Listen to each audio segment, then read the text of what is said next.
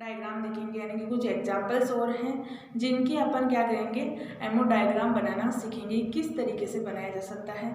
और जो दोनों ही मॉलिक्यूल्स है वो बहुत इंपॉर्टेंट है एग्जाम के पॉइंट ऑफ व्यू से, क्योंकि एग्जाम में मोस्टली पूछे ही जाते हैं, या तो CO का पूछेगा या NO का पूछता है हमेशा कि एमओ डायग्राम या उसका एनर्जी डायग्राम बनाइए। जब CO का एमओ डायग्राम और NO का लगभग सेम सा डायग्राम है, क्योंकि कार्बन और ऑक्सीजन के बीच में अपन बना रहे हैं कार्बन CO, यानी कि कार्बन मोनोऑक्साइड का अपन क्या करेंगे, उसका एमओ डायग्राम बनाएंगे। सबसे पहले कि कार्बन मोनोऑक्साइड क्या है आपका, कार्बन के पास अगर इनके टोटल इलेक्ट्रॉन्स की बात की जाए, CO के अंदर टोटल इलेक्ट्रॉन की बात की जाए तो होते कितने हैं, 14 इलेक्ट्रॉन। 14 इलेक्ट्रॉन है, तो 14 इलेक्ट्रॉन अगर हम होमो डायटोमिक्स मॉलिक्यूल्स में जाते हैं तो किनके होते हैं, N2 का। N2 में कितने होते हैं, 14 इलेक्ट्रॉन्स पाए जाते हैं। तो दोनों को अपन क्या कह सकते हैं कि ये क्या है आपका आइसो इलेक्ट्रॉनिक स्पीसीज है। आइसो इलेक्ट्रॉनिक स्पीसीज है ये, क्योंकि दोनों के अंदर ही 14 इलेक्ट्रॉन है। जब आइसो इलेक्ट्रॉनिक स्पीसीज है तो लगभग उनका बॉन्ड ऑर्डर भी सेम आता है।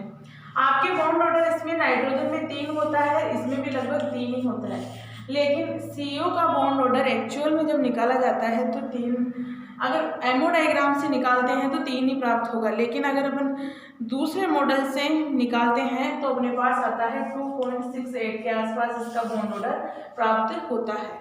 तो अपने जो BSc के सिलेबस में है वो है 3, यानी कि CO का जो आपकी बुक में बॉन्ड ऑर्डर लिखा गया है वो 3 ही है, तो अपन 3 ही मानकर चलेंगे कि इसका बॉन्ड ऑर्डर 3 ही होता है। ओके, तो अपने पास CO का जब एमओ डायग्राम बनाया जाएगा तो उससे पहले अपने को जब भी हेटेरो मॉलिक्यूल्स के एमओ डायग्राम बनाए जाते हैं तो एक बात याद रखी जाती है कि कौन सबसे ज़्यादा इलेक्ट्रोनेगेटिविटी है। जिसकी ज़्यादा विद्युत ऋणता होगी वो परमाणु वो क्या होगा, नाभिक के उतना ही पास रहता है, और जिसकी ज़्यादा कम विद्युत ऋणता होती है वो नाभिक से दूर रहता है। तो इनके एनर्जी, जब इनका एनर्जी डायग्राम बनाया जाता है तो थोड़ा बहुत डिफरेंट आता है। ओके, जैसे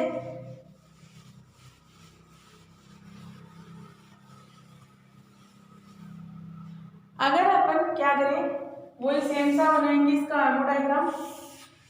कार्बन को इस तरफ लिखते हैं और ऑक्सीजन को इस तरफ लिखते हैं। कार्बन और ऑक्सीजन में से सबसे ज्यादा विद्युत ऋणता किसकी होती है, ऑक्सीजन की होती है। तो ऑक्सीजन के क्या होते हैं, इसका अगर इलेक्ट्रॉनिक विन्यास की बात करें तो कितना होगा, 1s2 2s2 2p4 होगा। और कार्बन के इलेक्ट्रॉनिक विन्यास की बात करें तो होगा 1s2 2s2 2p2 होगा। ओके, जब इनको अपन उनके 1s यानी कि एनर्जी ऑर्डर में लिखेंगे तो अपना 1s इस तरीके से होगा, 2s हो गया ये, और ये हो गया 2p 2p4 2 और 2 इलेक्ट्रॉन्स। इसमें क्या होगा कि कार्बन की विद्युत ऋणता आपकी क्या होती है, कम होती है। कम होने की वजह से ये क्या होते हैं, नाभिक से बहुत दूर होते हैं, तो इनका एनर्जी भी ज़्यादा होगी। 1s आप मान लो ये 2s और ये हो गया आपका 2p। ओके, इस तरीके से इनकी एनर्जी ज़्यादा होती है, जबकि आपके ऑक्सीजन के ऑर्बिटल्स की एनर्जी कम होती है। इलेक्ट्रॉन्स फील करेंगे इसमें 2 इलेक्ट्रॉन्स और ये 2 इलेक्ट्रॉन्स, इसमें भी इसी तरह से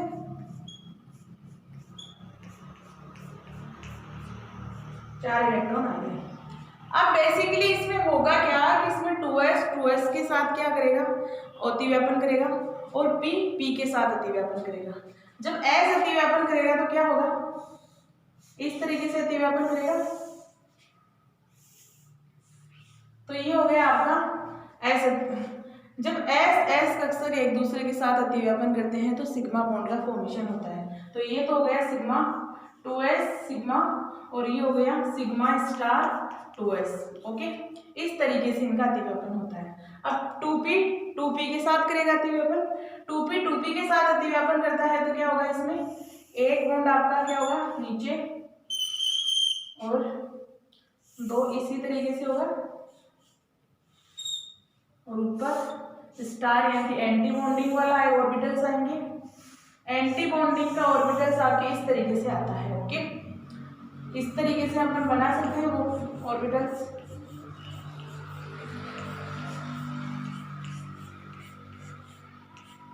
ओके, इस तरीके से इनका अतिव्यापन होता है एक दूसरे के साथ। जब इलेक्ट्रॉन्स फील करते हैं पहले 2s का भरते हैं, 2s के अंदर 2 इलेक्ट्रॉन यहाँ है, 2 इलेक्ट्रॉन ही यहाँ है, टोटल इलेक्ट्रॉन 4 है तो 2s में भर देते हैं पहले, क्योंकि s ऑर्बिटल्स को पहले अपने को फिल करना है।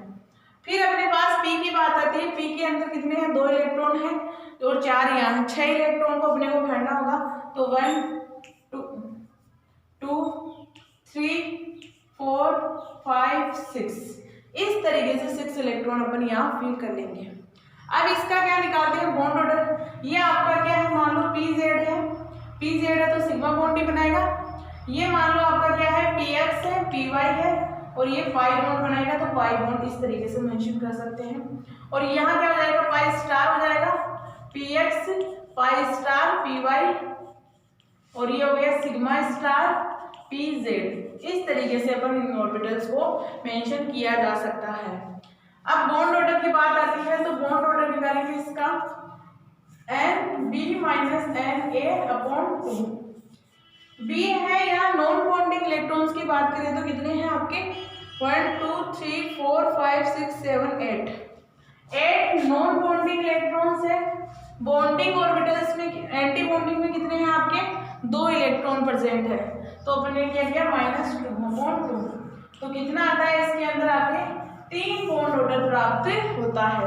CO का बॉन्ड ऑर्डर आपको 3 प्राप्त होता है, यानी कि कार्बन और ऑक्सीजन के बीच में क्या है, ट्रिपल बॉन्ड पाया जाता है। ट्रिपल बॉन्ड में अपने पास क्या हो गया, सिग्मा और 2 पाई बंद हो गए, क्योंकि ये तो इससे कैंसिल हो गया, यानी कि क्योंकि इसका तो बॉन्डिंग से एंटी बॉन्डिंग है तो यहाँ से कैंसिल हो गया ये तो। ओके, बचा क्या अपने पास 1 2 3, एक सिग्मा बॉन्ड और 2 पाई बॉन्ड, ये यहाँ से कैंसिल हो जाते हैं, क्योंकि जब इसका और इसका 1s 2s का अपन बॉन्ड ऑर्डर देखते हैं तो 2 यानी कि एक बॉन्ड का, एक इलेक्ट्रॉन्स का हाफ मानते हैं और ये हाफ एक आया, इसका हाफ एक हुआ, माइनस में होगा लेकिन वो कैंसिल हो जाता है यहाँ से। तो बॉन्ड बनेगा वो आपका यही होगा, क्या होगा कि यहाँ से मिला अपने को सिग्मा बॉन्ड और यहाँ से मिले अपने को पाई बॉन्ड 2। तो इस तरीके से एक सिग्मा बॉन्ड होता है, 2 पाई बॉन्ड होते हैं CO के अंदर। ओके, ये अपना था कार्बन। अब इसका मैग्नेटिक प्रॉपर्टीज देखी जाएगी। मैग्नेटिक प्रॉपर्टीज में क्या होगा कि या तो पैरामैग्नेटिक होगा या डायामैग्नेटिक होगा। जब सारे इलेक्ट्रॉन आपके क्या है, युग्मित इलेक्ट्रॉन है, तो युग्मित के केस में क्या होता है, हमेशा प्रतिचुंबकीय होता है, मानिए डायामैग्नेटिक होता है कॉम्प्लेक्स। ओके, इस तरीके से क्या किया जाता है, CO का बॉन्ड ऑर्डर निकाला जाता है, साथ में उसका मैग्नेटिक बिहेवियर निकाला जाता है। अब इसी तरीके से अपने को क्या है, NO का एमओ डायग्राम बनाना है। एमओ का एमओ डायग्राम आपका लगभग सेम सा है। ओके, क्योंकि कार्बन में भी क्या है, कार्बन की भी इलेक्ट्रोनेगेटिविटी कम थी आपके, लेकिन NO की ज्यादा होगी, थोड़े पास में होंगे ऑर्बिटल्स। ओके, तो उसमें क्या होगा, आपको NO का बनाते टाइम थोड़ा सा ध्यान रखना होगा।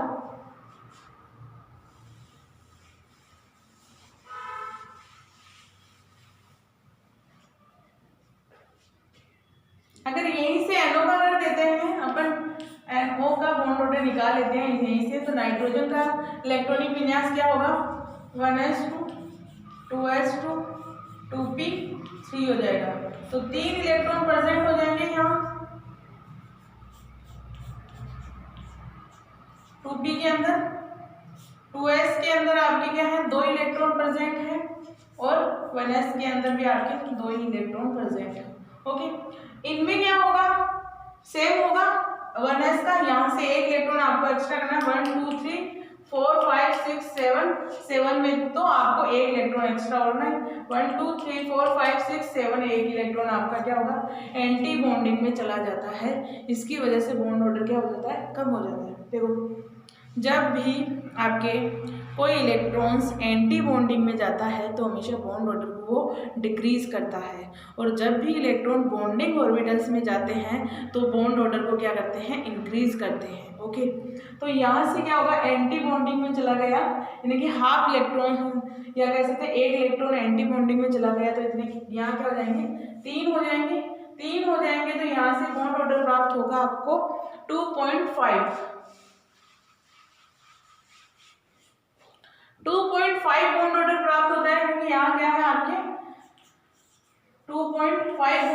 प्राप्त होगा, मतलब क्या हो गया, 2 बॉन्ड तो कंप्लीट होते हैं और एक आपका क्या होता है, अनकंप्लीट बॉन्ड होता है। इस तरीके से NO का भी बॉन्ड ऑर्डर ज्ञात किया जा सकता है। अब इसमें अपने को देखना है कि प्रतिचुंबकीय होगा या अनुचुंबकीय।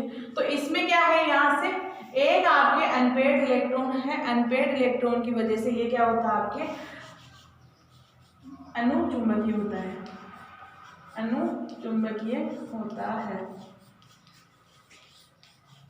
प्रतिबंधित कक्षकों में एक इलेक्ट्रॉन पहुंच गया, पहुंचने के यानी कि ये क्या है, अनपेयर्ड इलेक्ट्रॉन है, अनपेयर्ड की वजह से क्या होगा, ये अनुचुंबकीय होता है।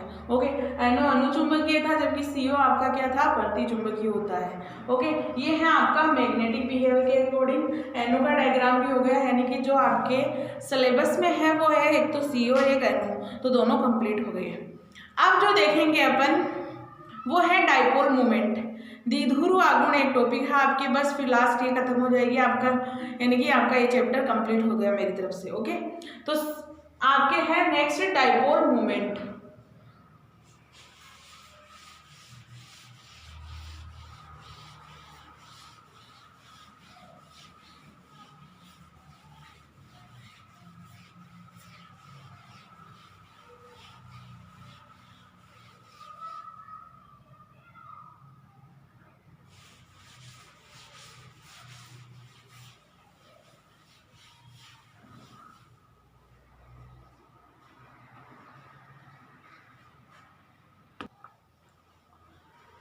अब जो नेक्स्ट टॉपिक है आपके वो है डाइपोल मोमेंट। होता क्या है डाइपोल मोमेंट, यानी कि द्विध्रुव आघूर्ण। द्विध्रुव आघूर्ण होता क्या है आपके, डाइपोल मोमेंट। देखो, द्विध्रुव आघूर्ण होता है कि अगर किसी भी आयन के या किसी भी अणु के अंदर एटम्स होंगे, उन एटम्स का डिस्टेंस और आवेश का गुणनफल को अपन डाइपोल मोमेंट कहते हैं। ये थी आपकी रटी रटाई परिभाषा जो आपके शुरू से 11-12 से चली आ रही है। होता क्या है कि इसे पहले तो म्यू से रिप्रेजेंट किया जाता है डाइपोल मोमेंट को, इसके म्यू से रिप्रेजेंट किया जाता है और उसकी यूनिट होती है डी बाई। यूनिट क्या होती है, डी बाई यूनिट होती है इसकी। ओके, म्यू से रिप्रेजेंट किया जाता है, यूनिट डी बाई होती है इसकी। फॉर्मूला होता है कि अगर आपके आवेश और डिस्टेंस, यानी कि अगर कोई आयन है, कोई यौगिक है, उस यौगिक के अंदर कोई एटम्स है, उन एटम्स का यानी कि एक एटम का एक परमाणु का दूसरे परमाणु के बीच में जो डिस्टेंस होगा, जो दूरी होगी वो, और उनका आवेश होगा, उनका गुणनफल को अपन क्या कहते हैं, डाइपोल मोमेंट कहते हैं। अब डाइपोल मूवमेंट आपके एक तरीके से प्रैक्टिकली बेस्ड है, क्योंकि डिस्टेंस भी पता होना चाहिए और चार्ज भी पता होना चाहिए, तभी इसका क्या कर सकते हैं, यहाँ पर डाइपोल मूवमेंट निकाला जा सकता है। लेकिन अगर थियोरेटिकल्स पूछा जाए कि डाइपोल मूवमेंट किस तरीके से निकाला जाता है, तो यहाँ एक वर्ड आता है पोलर, यानी कि आपके आघूर्ण देखा जाएगा पोलर, यानी कि आपका ध्रुवीय होगा या नहीं है। ध्रुवीय का मतलब हो गया कि अगर आपके पास कोई आयन है, जैसे HCl है, HCl में सबसे ज्यादा इलेक्ट्रोनेगेटिविटी कौन है, Cl है, फिर आपका हाइड्रोजन। जब जितना ज्यादा कोई एटम जिसके साथ जुड़ा हुआ है, उसके अगर किसी एटम की विद्युत ऋणता ज्यादा होती है तो वो क्या करता है, अपनी ओर क्या करता है, इलेक्ट्रॉन डेंसिटी को पुल करता है, यानी कि अपनी तरफ खींचता है। खींचने की वजह से इसमें क्या आती है, पोलैरिटी आ जाती है ना। मान लो इसका इस तरीके से आकार था दोनों का ही, जैसे इस तरीके से आकार था, तो इसने क्या किया, Cl के पास क्या है, इसकी Cl की विद्युत ऋणता ज्यादा है, Cl की विद्युत ऋणता ज्यादा है, हाइड्रोजन की कम है, तो Cl क्या करेगा, हाइड्रोजन के इलेक्ट्रॉन्स को अपनी तरफ खींचेगा। अपनी तरफ खींचने की वजह से इसमें क्या आती है, थोड़ी पोलैरिटी आ जाती है, यानी कि इसकी साइज चेंज हो जाती है। जो इलेक्ट्रॉन घनत्व था वो किसकी तरफ चला जाता है, कंप्लीट Cl के पास चला जाता है। इसी तरीके से HF में भी क्या होगा, फ्लोरीन की विद्युत ऋणता ज्यादा होने की वजह से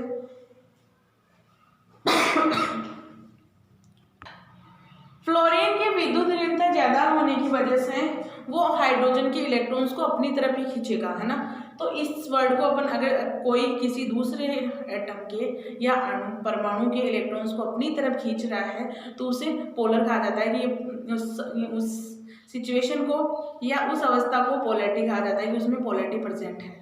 ओके, तो अगर आपके पास इसमें सेम मॉलिक्यूल है, जैसे हाइड्रोजन और हाइड्रोजन है, हाइड्रोजन और हाइड्रोजन के बीच में तो कोई इलेक्ट्रोनेगेटिविटी डिफरेंट नहीं है, कोई विद्युत ऋणता में अंतर नहीं है, दोनों का ही सेम है, सेम होने की वजह से यहाँ कोई पोलैरिटी उत्पन्न नहीं होगी। लेकिन अगर कोई मॉलिक्यूल्स के पास में कोई एटम आ जाता है ऐसा जिसकी विद्युत ऋणता ज़्यादा होती है, तब क्या होता है, उसमें पोलैरिटी आ जाती है। इस पोलैरिटी को ही या इस ध्रुवीयता को ही समझाने के लिए पोलिंग ने डाइपोल मूवमेंट का नाम दिया था। ओके, डाइपोल मूवमेंट होता क्या है कि फिर इसने पोलिंग ने समझाया कि डाइपोल मूवमेंट किसे कहते हैं कि कोई भी अगर आपके पास संयोजक या आयनिक यौगिक है, उनके अंदर विद्युत ऋणता का अंतर होता है, तो वो इलेक्ट्रॉन्स को क्या होते हैं, जिसकी ज़्यादा इलेक्ट्रोनेगेटिविटी होगी वो अपनी तरफ खींच लेगा पास वाले एटम के इलेक्ट्रॉन्स को, है ना। तो इसे पोलिंग ने समझाया कि इसको मैथमेटिकली प्रूफ किया कि ये क्या है, आपके आवेश प्लस दूर आवेश और डिस्टेंस का गुणनफल होता है, इसे म्यू से रिप्रेजेंट किया जाता है। ओके, ये आपके द्विध्रुव आघूर्ण। अब बेसिक बात यह है कि द्विध्रुव अपन निकालेंगे कैसे, किस तरीके से निकाला जाता है। ओके, वो थियोरेटिकली बेस, यानी कि किसी भी मॉलिक्यूल यानी कि सभी मॉलिक्यूल्स का अपन डाइपोल मोमेंट याद नहीं रख सकते कितना होगा। हम ये बता सकते हैं कि अगर किसी का डाइपोल मोमेंट 0 होता है, अगर किसी का डाइपोल मोमेंट 0 होता है तो वो स्पीसीज आपकी क्या होती है, अध्रुवीय होती है। डाइपोल मोमेंट 0 होने का मतलब होता है अध्रुवीय। अध्रुवीय का मतलब हो गया आपका वो क्या है, नॉन पोलर स्पीसीज है, नॉन पोलर स्पीसीज है। और अगर किसी का म्यू की वैल्यू कुछ भी प्राप्त होती है, आपके म्यू की वैल्यू कुछ भी प्राप्त होती है 0.123 0.1.2 1.3 ऐसे कुछ भी प्राप्त हो अगर डाइपोल मोमेंट, तो वो वहाँ क्या होगा, उसको कहते हैं ध्रुवीय मॉलिक्यूल्स। ध्रुवीय का मतलब हो गया कि वो आपका क्या है, पोलर मॉलिक्यूल होगा। पोलर मॉलिक्यूल होगा। ये काम कहाँ आता है, जब अपन किसी भी दो विलयन को या कोई मान लो 2 विलायक है या 2 विलेय हैं, उनको अपने को मिलाना है ना। कोई विलयन मान सकते हैं या कोई अपन सॉल्यूशन मान सकते हैं कि 2 सॉल्यूशन है, उनको अगर अपने को मिलाना है तो वहाँ क्या चेक किया जाता है, पोलैरिटी चेक किया जाती है। अगर आपके दोनों सॉल्यूशन पोलर होते हैं तो एक दूसरे में डिसॉल्व हो जाते हैं, अगर नॉन पोलर होते हैं तो एक दूसरे में घुलते नहीं हैं। ओके, ये वहाँ काम में लिया जाता है कि पोलर है या नॉन पोलर है। और कहीं भी काम में लिया जाता है, यानी कि पोलैरिटी डिसाइड करने के लिए भी इनका यूज़ किया जाता है। ओके, तो अपने पास अगर मॉलिक्यूल्स दे दिया जाए, जैसे एक HF है कि HF को बताइए पोलर होगा, या बेंजीन है, बेंजीन में अपने को बताना है कि पोलर होगा या नॉन पोलर होगा। तो उस कंडीशन में एक ट्रिक होता है कि कहीं, लेकिन ये ट्रिक जो है वो सभी मॉलिक्यूल्स पर अप्लाई नहीं करना होगा। पहले जो नॉर्मल बात है वो देखते हैं कि होता क्या है।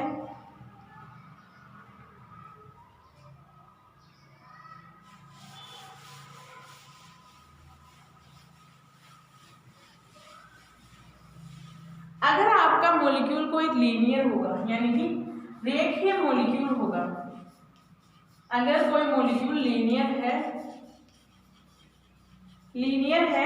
लीनियर कौन सा, होमोडायटोमिक्स मॉलिक्यूल होगा, या आपका क्या हो कि उसका सेंटर हो और जो दोनों तरफ मॉलिक्यूल लगे हो वो सेम हो। जैसे CO2 है, CO2 के अंदर क्या है, दोनों ही तरफ ऑक्सीजन ही लगे हुए हैं, है तो लीनियर, रेखीय एक तरीके से रेखीय है, लेकिन इसके दोनों तरफ क्या है, सेम एटम लगे हुए हैं। इसकी वजह से इसमें क्या होगा, पहले कि अगर ऐसा मॉलिक्यूल जिसके सेंटर, कोई सेंटर हुआ है लीनियर मॉलिक्यूल, जिसके सेंटर के दोनों तरफ क्या हो, सेम मॉलिक्यूल लगे हुए हो या सेम एटम मॉलिक्यूल में एटम लगे हुए हो, तो वो रेखीय है। जैसे या तो होमोडायटोमिक्स मॉलिक्यूल हो, होमोडायटोमिक्स मॉलिक्यूल इस तरीके की A2 प्रकार का मॉलिक्यूल हो, या CO2 हो गया।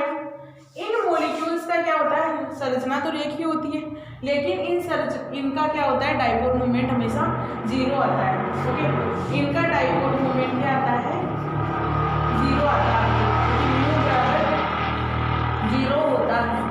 क्यों होता है, क्योंकि अगर इसका CO का देखते हैं कि सबसे ज्यादा विद्युत ऋणता किसकी है, इसमें ऑक्सीजन की है, इधर भी ऑक्सीजन की है। जितना ये ऑक्सीजन अपनी तरफ पुल कर रहा है, अपनी तरफ खींच रहा है कार्बन के इलेक्ट्रॉन्स को, उतना ही क्या रहा है, ये ऑक्सीजन भी कर रहा है। यानी कि इस ऑक्सीजन जितना खींच रहा है उतना ही ऑक्सीजन ये खींच रहा है। तो ओवरऑल देखा जाए तो इन दोनों में क्या हो जाता है, कैंसिल हो जाता है। यानी कि यहाँ कैंसिल माना जाता है कि इसमें इलेक्ट्रॉन डेंसिटी क्या हो गई, कैंसिल हो गई, एक दूसरे को ये क्या कर रहे हैं, कैंसिल कर रहे हैं। ओके, तो इस कंडीशन में यहाँ इसका डाइपोल मोमेंट क्या हो जाता है, 0 हो जाता है।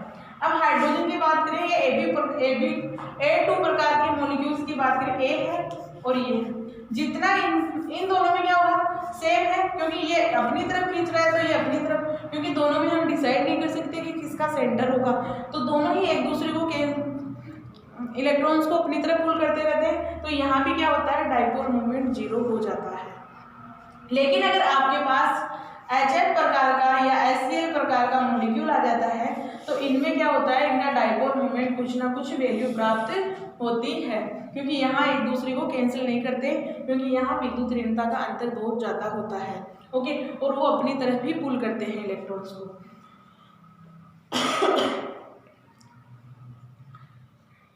एक ट्रिक है छोटा सा जिसे अपन देखते हैं, पहले एक दो मॉलिक्यूल्स की ओर कर लेते हैं। अगर आपके पास त्रिकोणीय मॉलिक्यूल हो, लीनियर की बात हो गई, लीनियर के बाद में क्या होता है, ट्रायंगल, त्रिकोणीय मॉलिक्यूल हो,